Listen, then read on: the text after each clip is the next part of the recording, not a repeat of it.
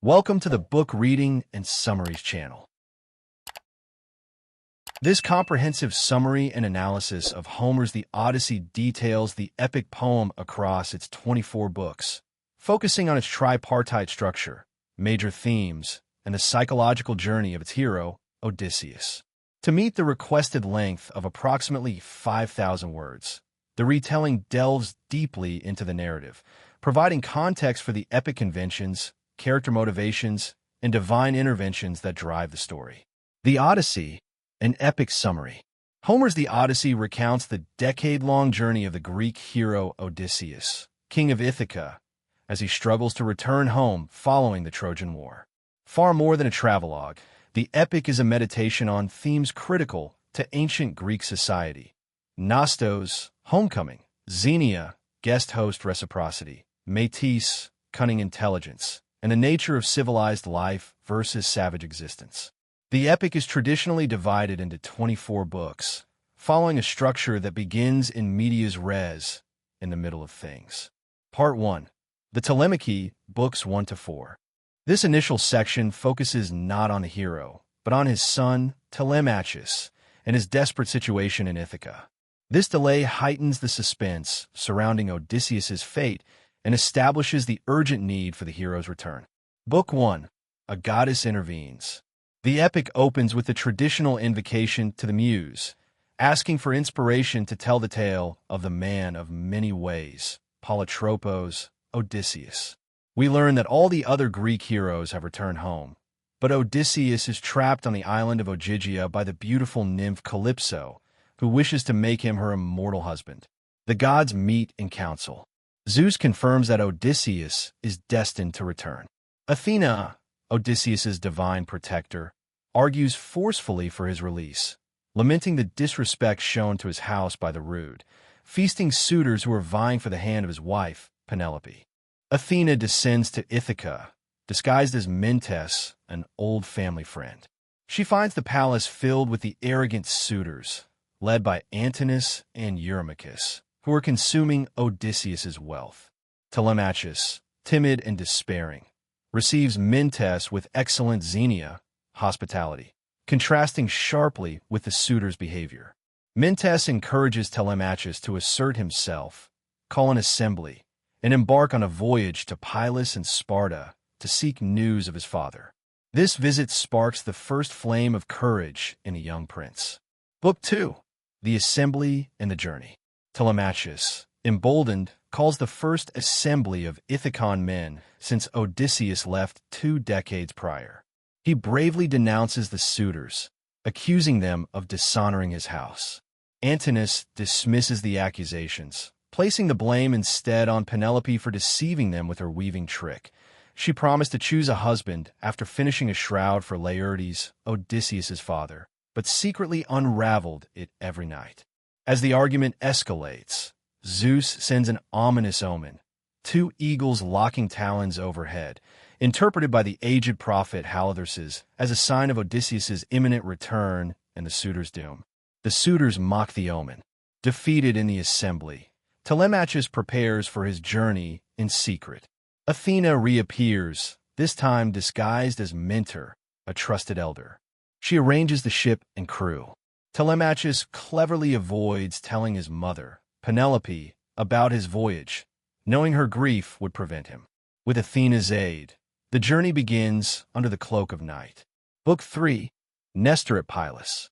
Telemachus and Mentor, Athena, arrive at Pylos and are received with magnificent Xenia by the wise, aged King Nestor, the oldest of the Greek heroes. Nestor recounts the chaotic return of the Greeks from Troy, particularly the tragic fate of Agamemnon, who was murdered by his wife, Clytemnestra, and her lover, Aegisthus, but avenged by his son, Orestes, a parallel meant to inspire Telemachus. Nestor knows nothing specific about Odysseus's fate, only that the Achaean fleet scattered after Troy. He advises Telemachus to continue his journey to Sparta to see Menelaus, who may have news. Athena departs, revealing her divine nature by transforming into an eagle, stunning the Pylians and solidifying their commitment to help Telemachus. Book 4. Menelaus and the Proteus Prophecy. Telemachus arrives in Sparta and is hosted lavishly by King Menelaus and Helen. Their palace is described as a shimmering vision of wealth, again showcasing ideal Xenia. The sight of the heroic couple and their splendor moves Telemachus to tears, reinforcing his sense of loss. Menelaus recounts his own delayed homecoming, during which he was stranded in Egypt. To escape, he captured the old man of the sea, Proteus, who could change shape.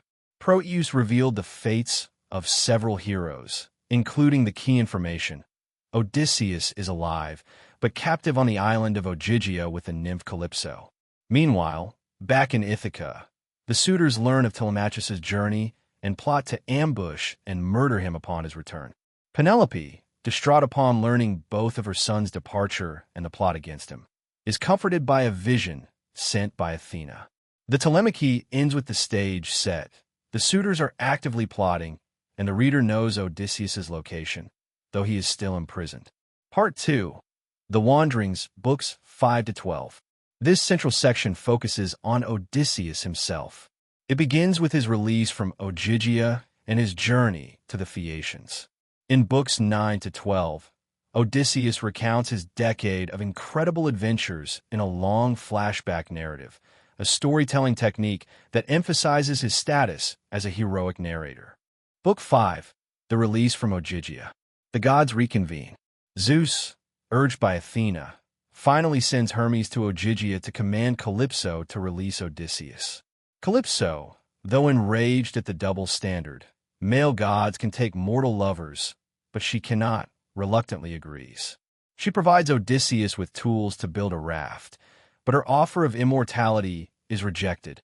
Odysseus chooses Nostos and mortality with Penelope. For days into his voyage, Poseidon, still furious at Odysseus for blinding his son, the Cyclops Polyphemus, raises a devastating storm. Odysseus's raft is shattered. The sea nymph Ino, Leucothea, takes pity on him, giving him a magical veil that protects him from the sea. After 2 days of struggle, Odysseus washes ashore, naked and exhausted, on the island of Scheria, land of the Phaeacians. He hides in a thicket to sleep.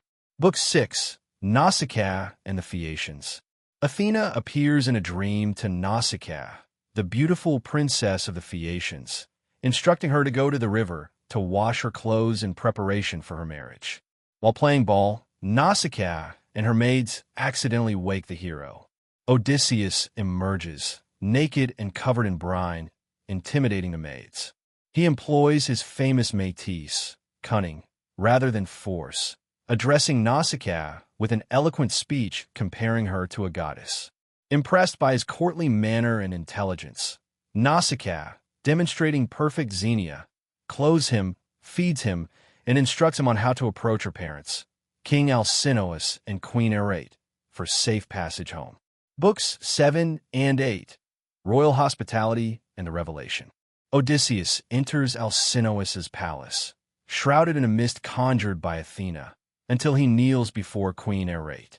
After receiving excellent hospitality, Odysseus tells them of his journey from Ogygia and his meeting with Nausicaa, carefully protecting her reputation. Alcinous is so impressed, he offers Odysseus his daughter's hand in marriage. The next day, the Phaeacians hold a festival and games in the hero's honor. During the feasting, the blind bard Demodocus sings of the Trojan War. One song details the fight between Odysseus and Achilles, another, the ruse of the Trojan horse. Both times, Odysseus breaks down in tears, revealing his deep emotional wounds and his identity as a warrior.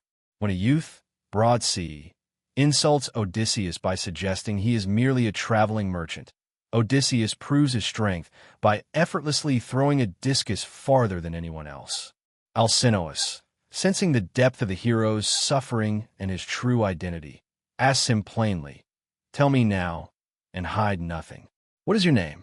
Where is your home?" Odysseus finally states the line that has defined the epic, "I am Laertes' son, Odysseus. Men hold me formidable for guile in peace and war." The great flashback narrative begins. Book 9. Cyclops, Cunning, and Curse. Odysseus begins his tale, starting immediately after the fall of Troy. The Cyclones, Odysseus and his men raid the Cyclones, but delay too long, allowing reinforcements to arrive. 6 men from each ship are killed, his first major loss due to his own overconfidence. The Lotus Eaters. A storm drives them off course to the land of the Lotus Eaters, whose magical fruit makes the men forget their desire for Nostos. Odysseus must physically drag his men back to the ships. The Cyclops Polyphemus. This is the quintessential tale of Métis. Odysseus and 12 men land on the island of the Cyclopes, a race of lawless, one-eyed giants who disdain the gods and civilization. They enter the cave of Polyphemus, who traps them and begins to eat them. Odysseus refuses to kill the Cyclops in his sleep, knowing they need the giant to move the massive boulder blocking the exit. The plan: Odysseus offers the Cyclops potent wine, getting him drunk. He introduces himself as Nomen, or no one. The blinding. When Polyphemus sleeps, Odysseus and his men drive a hardened, sharpened stake into the giant's eye. When other Cyclopes hear his screams, they ask who is hurting him, and he yells, "Nomen is murdering me." They leave, assuming he is sick. The escape. The next morning, the men escape by clinging to the bellies of the Cyclops' sheep as they go out to graze. The folly. As they sail away, Odysseus, in a disastrous display of hubris, overweening pride, taunts Polyphemus and reveals his true identity. Odysseus, raider of cities, son of Laertes, whose home is on Ithaca. Polyphemus, invoking his father, Poseidon, curses Odysseus, ensuring a long, difficult journey home and disaster upon his arrival. Book 10. Aeolus, Cannibals, and Circe. Aeolus, the god of the winds, Aeolus, receives them with ideal xenia and gifts Odysseus a bag containing all the storm winds, leaving only a gentle west wind to guide them home. When they are within sight of Ithaca, Odysseus falls asleep. His greedy crew, suspecting the bag contains treasure he is hoarding, open it, unleashing a tempest that blows them back to Aeolus, who now refuses to help them, realizing they are cursed. The Laestrygonians. They arrive in the land of the Laestrygonians, a race of giant, savage cannibals. The king, Antiphates, destroys all but one of Odysseus's 12 ships. Only Odysseus's ship and its crew survive. Circe. They reach the island of the sorceress Circe. Odysseus sends a party of men who are quickly transformed into swine by her magic. The sole survivor reports back. Odysseus, determined, sets out alone. Hermes intercepts him, giving him the magical herb moly to counter Circe's spell and instructing him to make her swear an oath not to harm him after they become lovers. Odysseus succeeds, compels her to restore his men, and they remain on the island for 1 year, living in luxury. The prophecy. When the men remind Odysseus of their Nostos, Circe agrees to let them leave, but first commands Odysseus to sail to the underworld to consult the blind prophet Tiresias about his fate. Book 11. The Journey to the Dead, Nicaea. Odysseus sails to the western edge of the world and performs the necessary rites to summon the spirits of the dead. Elpenor. The first spirit he sees is Elpenor, one of his men who had drunkenly fallen from Circe's roof before they left. Elpenor begs Odysseus to return and give his body a proper burial. Tiresias's prophecy. Tiresias drinks the blood and offers the crucial prophecy. Odysseus will eventually return home. He must control his desires and his men's appetites, specifically avoiding the cattle of the sun. Upon returning, he will face the insolent suitors. After killing the suitors, he must take inland until he reaches a people who do not know the sea, where he must plant the ore and sacrifice to Poseidon to appease the god. His final death will come peacefully from the sea in old age. Anticlea. Odysseus meets the spirit of his mother, Anticlea, who died of grief during his absence. She informs him of the true state of his home. His father, Laertes, lives miserably on his farm, and Penelope is besieged by the suitors. The heroes. he meets famous heroes. Agamemnon warns him to be wary of women and return in secret. Achilles asserts that life as a common servant is better than ruling the dead, and he witnesses the eternal punishments of figures like Sisyphus and Tantalus. Book 12. Scylla, Charybdis, and the Sun's Cattle. Odysseus returns to Circe's island, buries Elpenor, and receives final warnings from the sorceress. The Sirens, creatures whose irresistible song drives men to their doom. Odysseus stops his crew's ears with wax and has them tie him to the mast so he can hear the song without peril, a demonstration of his intellectual curiosity and foresight. Scylla and Charybdis. He must sail through a strait guarded by two monsters. Charybdis is a terrifying whirlpool that sucks ships down. Scylla is a six-headed monster who snatches 6 men from the deck of any passing ship. Following Circe's advice, Odysseus sails closer to Scylla, losing 6 men, the most heartbreaking loss he confesses. The cattle of the sun, Thrinacia, despite the warnings of Tiresias and Circe, his crew, starving and weak, swear an oath but break it. While Odysseus sleeps, they slaughter and eat the sacred cattle of the sun god, Hyperion. Hyperion appeals to Zeus, who sends a final, annihilating storm. Odysseus is the only survivor. He drifts alone for 9 days, eventually washing ashore at Calypso's island. The flashback ends, completing the account of his 10 years of wandering. Part 3. The Return and the Reckoning, books 13 to 24. The narrative returns to the present day. Odysseus is now on the verge of achieving Nostos, but the final challenge, the reclaiming of his kingdom, is the most dangerous. Book 13. The Secret Arrival. The generous Phaeacians load Odysseus with gifts and safely sail him to Ithaca, fulfilling their pledge of Xenia. They leave him sleeping on the shore. Poseidon, enraged that the Phaeacians aided his enemy, punishes them by transforming their returning ship into stone as it enters their harbor, a final warning against assisting cursed heroes. Odysseus wakes, fails to recognize his homeland due to the dense fog Athena cast, and is initially frustrated. Athena appears, disguised as a young shepherd, and reveals his location. After a joyous reunion, she disguises him as an old, wretched beggar, allowing him to infiltrate his own palace undetected. She instructs him to seek out the swineherd and prepare for battle.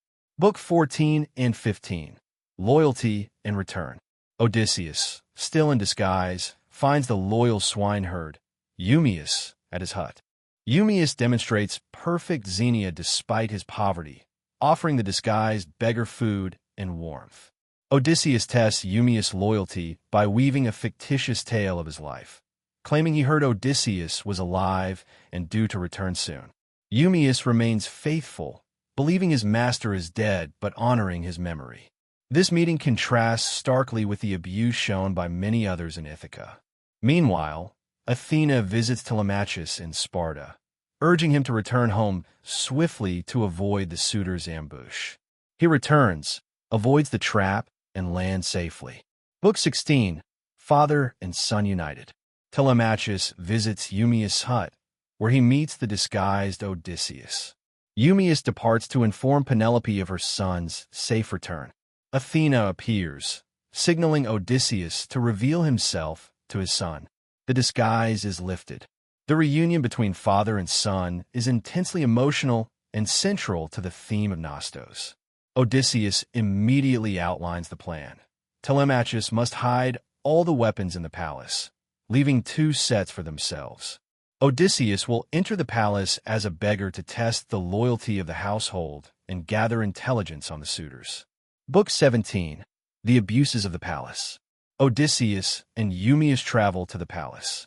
Along the way, they are met by the abusive goatherd Melanthius, who curses and kicks the beggar, the first of many tests of Odysseus's patience and resolve.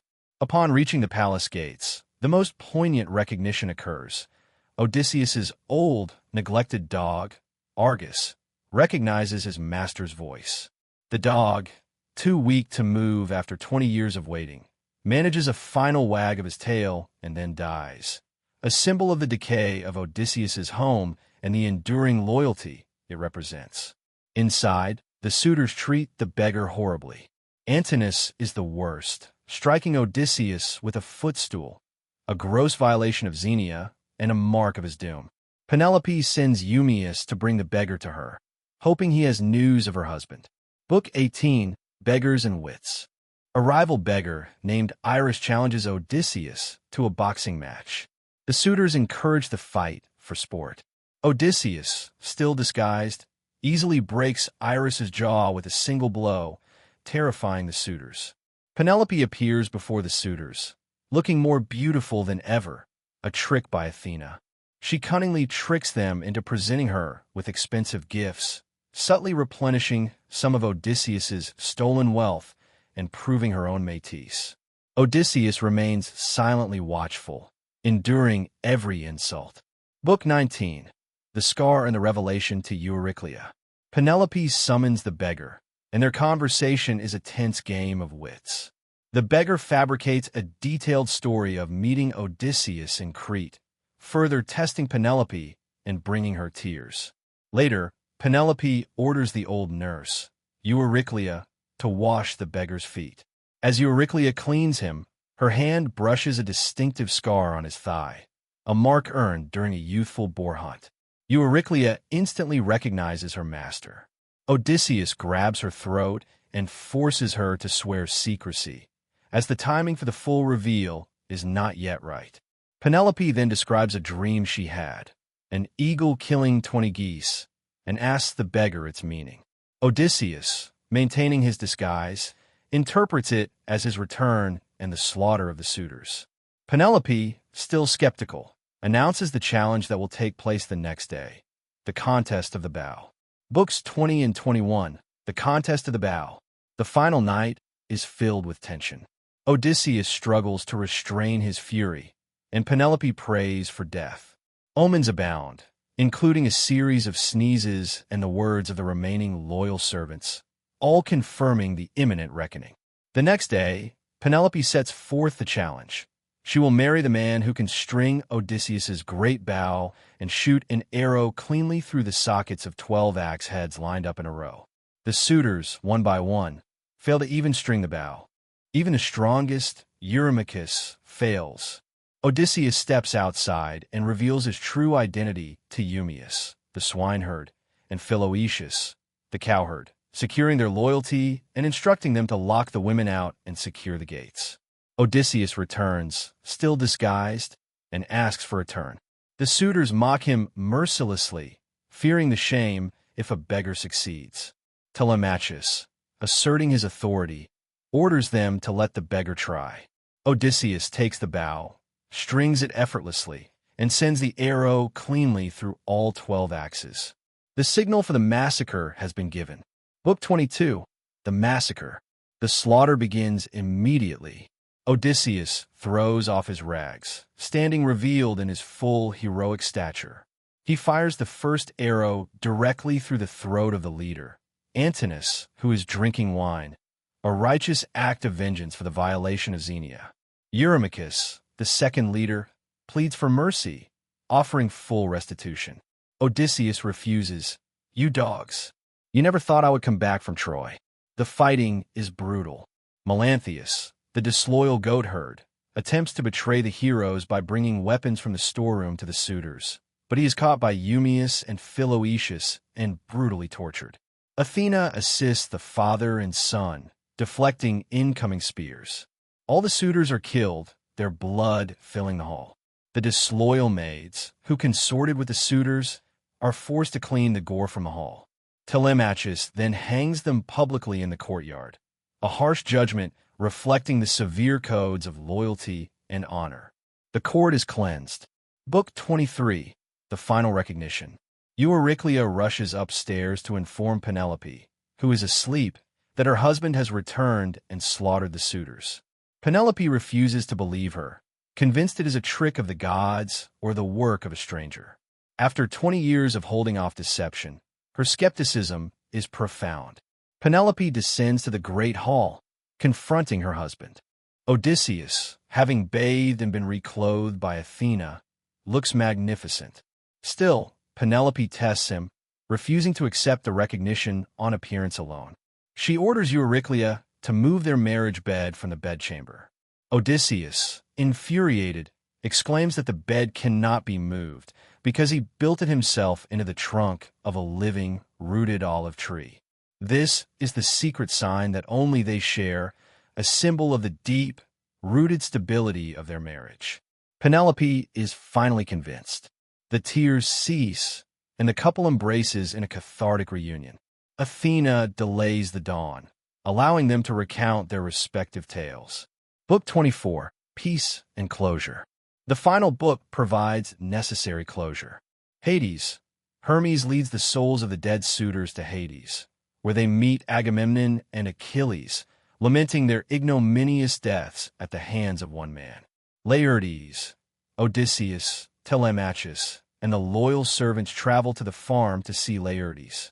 Odysseus finds his father living in despair and tests him gently before revealing himself by showing the scar and recounting memories from his childhood. The emotional reunion is complete. The final battle.